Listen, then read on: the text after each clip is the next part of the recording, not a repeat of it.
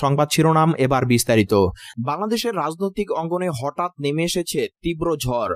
আজ দুপুর 12টা 45 একটি গোপন বৈঠক শেষে সংবাদ সম্মেলনে বিএনপি চেয়ারপারসন ও সাবেক প্রধানমন্ত্রী বেগম খালেদা জিয়া এক চাঞ্চল্যকর ঘোষণা দেন।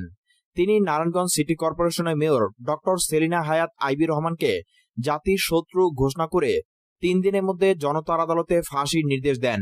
সংবাদ সম্মেলনে খালেদা জিয়া বলেন, আইভী রহমান শুধু একজন ব্যর্থ প্রশাসকই নন, তিনি সরাসরি রাষ্ট্রদ্রোহী কর্মকাণ্ডে লিপ্ত।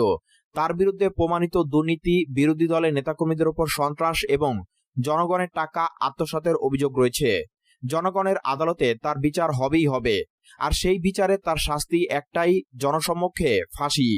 বিএনপির পক্ষ থেকে উপস্থাপিত অভিযোগপত্রে বলা হয়েছে, গত 5 বছরে মেয়র আইভী নগর উন্নয়নের নামে প্রায় 700 কোটি টাকার বিভিন্ন প্রকল্পে ব্যাপক অনিয়ম করেছেন। এই অর্থের বড় অংশ ঘুষ বাণিজ্যে চলে গেছে বলে দাবি করা হয়।